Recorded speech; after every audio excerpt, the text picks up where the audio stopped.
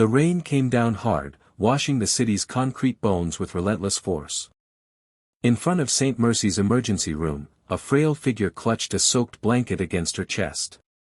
Beneath it was a trembling woman with sunken cheeks and barely any pulse. And standing in front of the automatic doors was a little girl no older than 9, barefoot, soaked, and shivering, but with fire in her eyes. "Please," she cried, blocking the path of a nurse. "Someone has to help my mama. She can't breathe."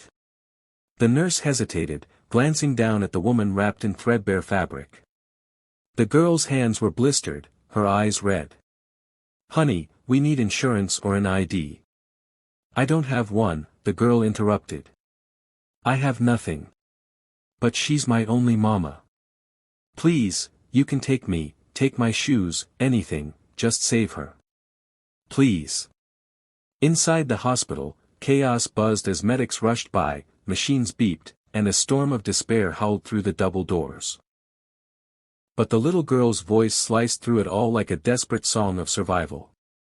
Dr. Mason Blake, a stern, fast-moving man with years of emergency room experience, overheard the commotion. He'd just ended a long shift, already halfway into his coat. "What's going on?" he asked, his voice carrying authority. "Just a homeless kid, no insurance. Says her mom's dying." Before the sentence was complete, Dr. Blake was kneeling beside the bundle on the sidewalk. The woman's pulse was faint. Shallow breathing. Signs of severe pneumonia. Her lips were tinged blue. He didn't wait. "Get a gurney now. This woman's going into respiratory failure." "But Dr. Blake. Now!" he roared. Within seconds, nurses and orderlies swarmed. The girl tried to keep up, her tiny hands still clinging to the blanket, but someone gently pulled her back, assuring her they would take care of her mother. She nodded weakly, collapsing onto the cold hospital floor, too exhausted to cry. Inside the hospital, the woman was hooked to oxygen and rushed into the ICU. Her chart revealed she had a name, Clara May. But her address field was blank, and next of kin listed only one name, Lila May, her daughter. Outside the ICU window, Lila pressed her hands to the glass, eyes wide with fear. She didn't speak, didn't move. Just watched the machines that now hummed to keep her mother alive. Dr. Blake passed by again, noticing her still standing there. "Hey," he said gently, kneeling to her level. "What's your name?" "Lila." "She's your mom?" Lila nodded. "She's strong. We're giving her medicine. She's safe now." "Will she die?" the girl asked, her voice barely a whisper. He hesitated. "Not if I can help it." It wasn't part of his job to do more. But something about her eyes, too old for such a young face, unlocked something deep in him. He led her to the staff lounge, found her dry clothes, food, and sat beside her as she devoured a granola bar like it was the last meal on earth. Elsewhere in the city, atop the 48th floor of a steel and glass high-rise, William Carter, CEO of Carter Enterprises, was sipping espresso and reviewing merger documents. Widely known for his brilliance and cold efficiency, William's success was legendary. But his heart, they said, had grown as cold as the empire he built. That afternoon, an anonymous call interrupted his assistant. "There's a girl at St. Mercy's Hospital," the voice said. "She's begging for her mom's life. The woman's name is Clara May." The line went dead. William stood frozen. A name he hadn't heard in 30 years, yet it lived in the most buried corners of his heart. Clara May. 30 years ago, William Carter hadn't been a CEO. He'd been a struggling student with a dream and a heart full of love. Clara May had been everything, his anchor, his muse.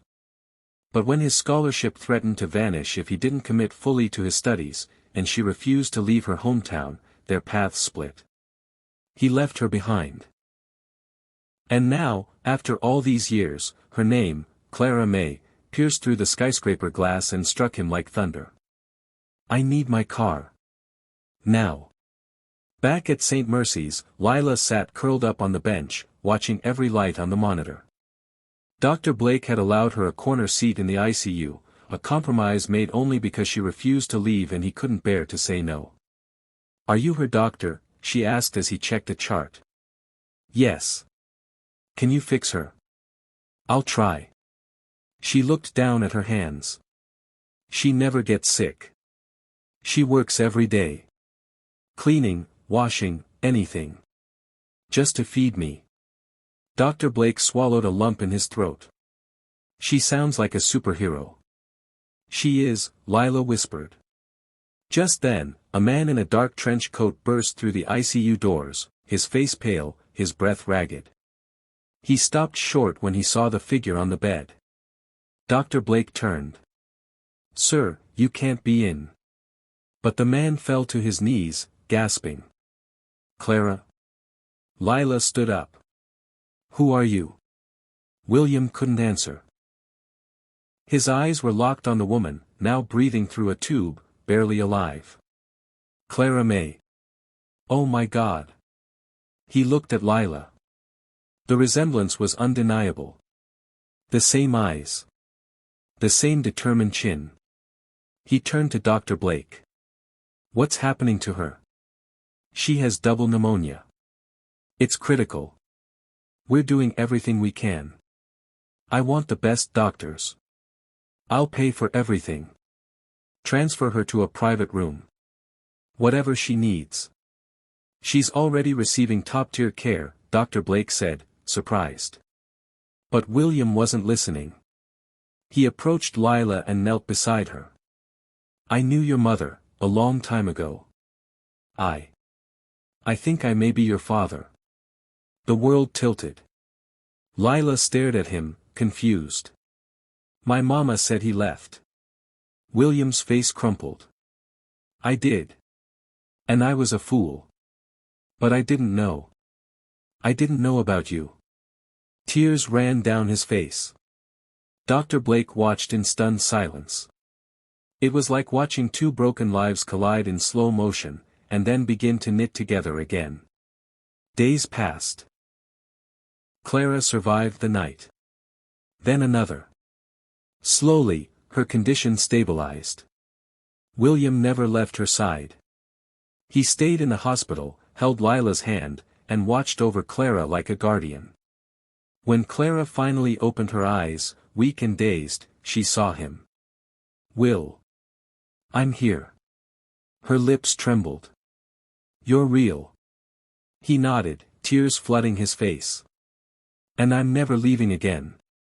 She looked at Lila, then back at him. "You know." "Yes," he whispered. "She saved your life. She saved mine too." Weeks later, Clara was discharged into a beautiful home in the hills. William had moved them both in. But more than the luxury, it was the family that mattered now. Dr. Blake visited one last time, smiling as he watched the trio plant flowers together in the yard. "You did good, kid," he said to Lila. "I didn't do anything," she said shyly. "You saved your mama. And you gave this man a reason to breathe again." At a press conference a month later, William Carter announced a new charitable foundation, the Clara and Lila Initiative, providing free emergency care for women and children without insurance. In his speech, he said, "One little girl reminded me that no fortune is greater than love. And no act of kindness is ever wasted." And so, from the soaked sidewalk outside a hospital to the heart of a billionaire, one little girl's desperate cry became the echo that saved a life, and restored a family.